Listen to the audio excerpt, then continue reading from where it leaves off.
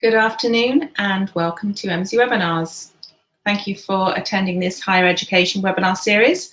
Today we're discussing the employment outcomes for graduates in your home regions, as in their home regions. And we have Andy Derman, our Managing Director for MZ, who will be the host of this webinar today. As we go through the webinar, if you have any questions, please can you just put them into the question box on the control panel, and we will endeavour to answer those at the end of the webinar. So without any further ado, I'd like to hand over to Andy. Good afternoon, Andy. Hi, Debbie. Thank you very much. And I'm normally only Andrew when I'm in trouble, to be honest. So I hope I'm not in trouble today with you, Debbie. Thanks and welcome everyone to today's latest webinar focused towards the higher education sector from a sunny Basingstoke. So today, my goal is to quickly, for those new to the series, give you a quick intro to the work we're doing here at MZ. I then want to reflect on the previous webinar and recap just the key points from that last webinar, just to set the scene. And the real goal for today is to actually think about the concept of local graduate employment, and have anchored this around an Office for Students competition and an opportunity for universities to kind of start to join some of these dots together. And what I'd like to do is actually work through a few practical examples, just some basic things, just to hint towards how data about the local labour market can support all of this, both strategically and specifically around the competition. And I want to point you towards a few resources, some new resources we have available that might be helpful in the short term, but also give you a feel for how you might harness the power of intelligence about the labour market going forward. So first things first, a quick intro to MZ for any new viewers to the webinar series. So our mission is a very specific and focused one around helping organizations make better, more informed decisions as they relate to challenges specific to the labour market. And we do this through bringing to bear detailed, localized insight about what is happening in the labour market and where it's heading. And we connect that data back to the great challenges and opportunities of a whole range of different clients in the education and skills arena, and obviously where we're focusing here specifically in the higher education and university space, but also working alongside economic development colleagues, local authorities and LEPs, who are also more and more in tune with the regional and localized skills agenda, but also thinking more and more so about the role that talent and workforce skills plays in attracting and retaining business.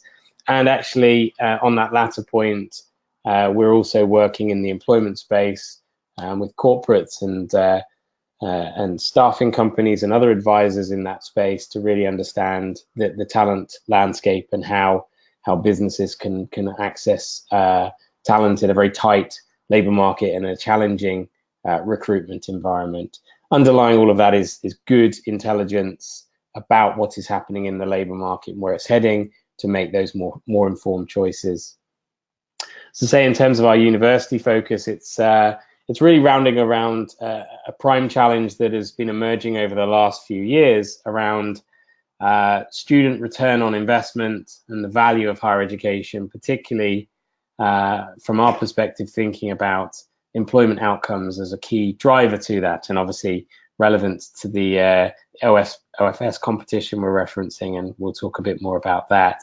So that's the real focus, is the role that data can play in the university setting to support planning and engagement and outreach, both in terms of course profiles, in terms of students, prospective and current, and alumni, but also thinking about business engagement as well as a key factor in all of that. So you may have already joined us for previous webinar series where we focused in on agendas like the higher and degree apprenticeship agenda as an example of that. And I'll show you later how you can access some of the recordings from previous webinars. So onto the task in hand today. So in the last webinar, I set out three stages that we think can be helpful to universities when thinking about employment outcomes for students and how that influences ultimately the courses and the product set offered now, and how you might shape that going forward. And we set out three stages of integrating labour market intelligence into that process. So just by way of a very brief recap, the first stage we highlighted was how we actually recognize that you're obviously starting from a base of having existing portfolio and infrastructure. So the first question is really about how does that current infrastructure align to labour market potential, whether that be in the local area, regional area, or further afield. And ultimately, how can we assess the fit and where there are where there might be deemed a poor fit, start to think about why that might be, and that could be a factor of the labour market not really aligning particularly well, or vice versa. But also thinking about how you can shape your existing course content to make sure it is relevant in today's labour market in terms of what skills employers are seeking. So that all comes from making that connection between the courses you offer and the labour market in question. But that really is about creating a foundation of the start point. The next step is very much about lifting our heads up and actually asking a broader question of what does the graduate labour market look like, and ultimately what is driving employment potential, and how does that connect into the different industry and employer mix within our sphere of influence. And once we've established those first two stages, step three is really about actioning change where change is required, and thinking about what's the gap between what you currently offer and what is in demand from an employer perspective, to really start to think about how we can plug those gaps, whether that's about expanding an existing offer, or if it's about working towards whole new provision to plug that gap. I'm mindful that employment trends is one of a few dimensions on all of this that fits nicely into a wider ecosystem of portfolio development, but certainly from talking to colleagues across the sector, it's probably the piece that's needs building out the most now, going forward with this focus on outcomes. So that's why we're here to help. So with those three steps in mind, we've shaped this webinar around a slightly more specific opportunity in the sector right now, which is the Office for Students competition, formerly titled the Challenge Competition, Industrial Strategy and Skills, Support for Local Students and Graduates. And I think before I jump into this, we're going to run a little poll. So please bear with us a sec. You should see a poll emerging. Very interested to understand, just those attending today, who's actually familiar with that competition or not. It will shape the kind of information I will provide going forward and the level of detail I jump into. So I think in a few seconds, once you've had a chance to fill in the poll, we should see some of the findings.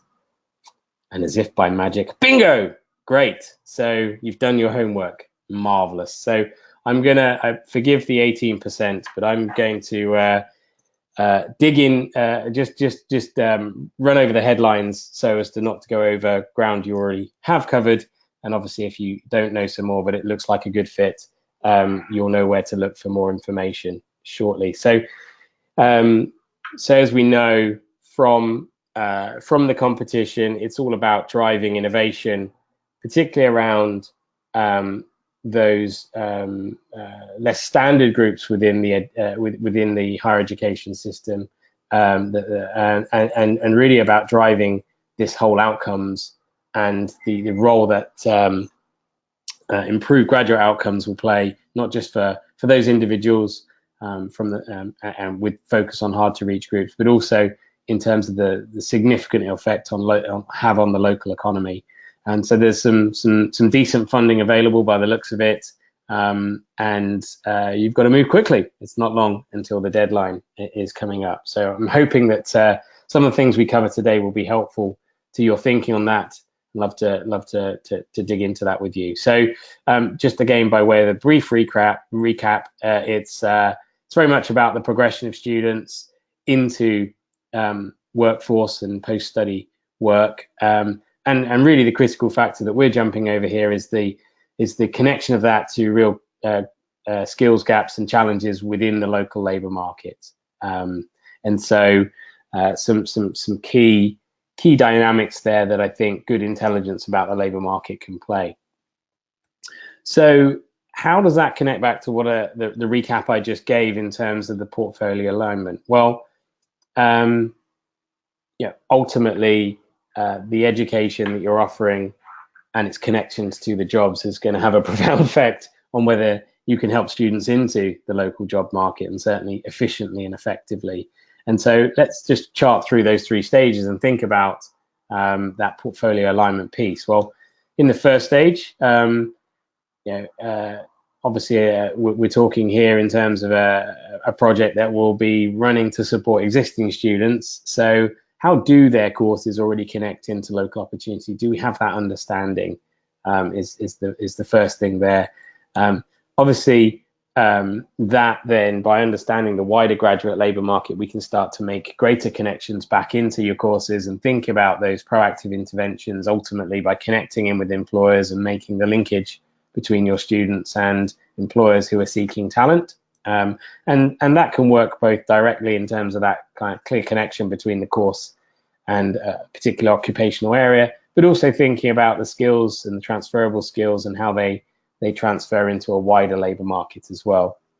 And of course, as we're undertaking this and constantly thinking about the labour market in our portfolio development process, I think one of the key goals from a focus like this is about making sure that we are truly fitting local demand, and therefore, ultimately, if we get our course profile right, that will give our students the best chance. So fits very nicely together with the three steps I shared. But I'd like to say, obviously, the portfolio alignment, which is the strand of webinar series that we're running on right now, is obviously a key way of creating a solid base to work from. But actually, that kind of intelligence has a significantly broader role to play. So just some ideas here in terms of that same intelligence feeding into student engagement, certainly from a careers advice perspective and employability support, but also connecting directly into the regional employment base and think about where you can make those connections. And actually long term, and obviously the goal of projects and competitions like these is not just to affect the short term, but to create an understanding of best practice that can be replicated and over time and shared with the sector.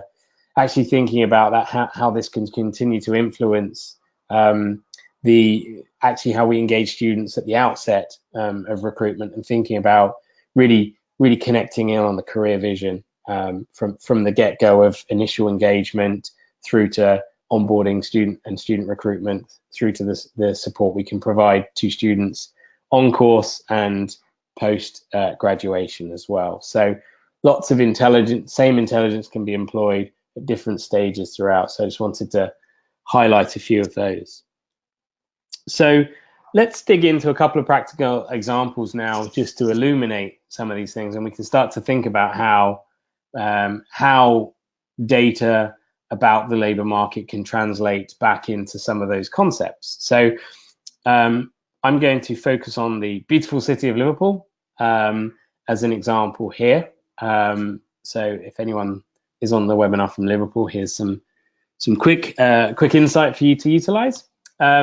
So just having a quick look at the labour market across Liverpool, we've seen that those occupations that are typically graduate level have been growing in employment consistently over a period of time. A bit of up and down around the recession, but certainly has grown quite significantly since then, particularly from 2014 onwards. And our projections are suggesting that that trend will continue over the long term there. So great news for graduates in the city region, in the sense that jobs are in demand for sure, and your skills are in demand. But the real challenge is about digging beneath the headlines and not just thinking simply that a degree will equate to a graduate job. But actually, if we can start to look beneath the headlines and into the detail, understand actually what occupations are driving that employment and ultimately driving the growth, that'll help us to start to make more specific connections back into our portfolio and how we make those connections. So as we dig into Liverpool and we look at just the top 10 occupations by employment, we can see quite a range. Nurses dominate, high employing typically graduate occupation, followed by primary teaching, sales, back to GPs, and then back into teaching again. So quite a range actually of different roles. And actually, as you look at those roles, I'm sure you're already making the connection back to quite different course routes into those professions and roles there. So starts to really frame the potential in our region. So this is looking at where the volume of jobs are. But as we saw, demand is growing, which is great news. So where is that demand coming from more specifically? We can see typically nurses, again, a big employer and driving growth, and GPs then moves up a scale. We have our sales roles again. Dental nurses appear further up the list here. So we can see that whilst there are lots of occupations that are big employing graduate occupations, we can see that the growth trajectory is slightly different depending on which occupation we're looking at here. And then just a quick third dimension, which is what we define as openings. So openings are a factor not just of growth demand, but also replacement demand as well. So sort of the real churn. We think of this as if you're looking for one single measure of demand, then the openings is probably the best single measure, as it takes account of not just the growth, but the replacement demand. And we can see once again nurses really up there. And although primary teaching wasn't necessarily the fastest growing occupation, we saw that the sheer volume of it helped, and the replacement demand that will drive is certainly driving continual demand for graduates to enter into the labour market. So just helps us to get a few different dimensions of different roles and ultimately start to think about step one, how does that link back to your current offer? Or step three, if we don't have a route into that, might we want to dig into it and understand it a little more? And of course, as I was saying, not just in terms of the portfolio, but thinking about this kind of intelligence we can start to share with our students and prospective students about where their skills might best find their way into the labour market. So next thing, just to kind of dig a bit deeper, is to focus in on an interesting theme that I took from that, which is the growth and the demand for business development and sales jobs. Not typically something that's connected to a very specific course area in universities, often an amalgamation of disciplinary knowledge and aptitude and personality quite often as well. But again, digging deeper into sales jobs will perhaps start to help us focus on where the opportunity lies more specifically. So I've just picked out the sales and business development role. And here I'm looking at which are the key sectors, what types of employers actually drive employment in those roles. And this is once again specific to Liverpool. And we can see that we've got kind of management consulting, a number of head offices, and the financial services as well, driving significant employment in sales roles, but actually a mix in some of the manufacturing and engineering industries as well, telecoms as well. So quite a mix. As a fairly generic job role, we can maybe start to build a bit more focus and clarity on that. And similarly, looking at where we're projecting some more of the growth, again, it helps us maybe think about where the pressure is greatest in the labour market and where the demand for labour is greatest. So different ways of focusing in on a particular occupational area to start to think about how we either make the connection for our students back into the current labour market, or we might start to tweak and shape our course content to make it applicable to the changing labour market. I've also actually looked at some of the more recent job postings and the analytics we can glean from online job adverts. And in the last 6 months, we found almost 1,500 unique individual job postings for sales roles across Liverpool city region. And here's a quick view of some of the in-demand skills. So helpful to think about some of those skills there. The words are sized by the number of postings that are mentioning them, so we can see particular attributes and skills that employers are looking for around sales roles. It might just help us think about what attributes we can empower our students to pull out as they engage the labour market, or start to think about the types of content we can build around our current portfolio to really resonate with what employers are seeking right now.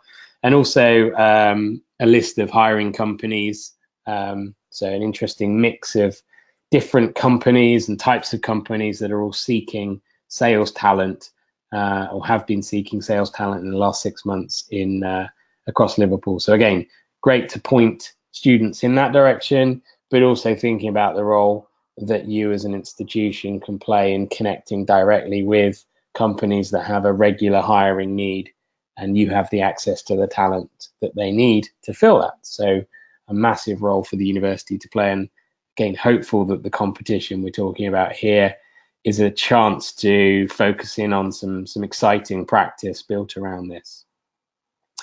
So those are just a few examples to connect back into the topic. As I mentioned at the outset, we've got a few resources I want to point you towards that might be helpful to this. So as I mentioned on my previous webinar, we have produced a more detailed view of those 3 steps and built those out. So hopefully that'll be helpful to some of the thinking there. What is new that I'd love to point you towards, and there's a link on the page here, is actually a set of reports we've produced that are available free of charge. You need to just request your report from us, from our website, from that link. We've produced a few highlights of similar types of analysis, but highlights of the graduate labour market in different LEP regions. And so we can send you the report that's relevant to your region. And hopefully there's some golden nuggets in there for you to unpick and look into. So feel free to request that.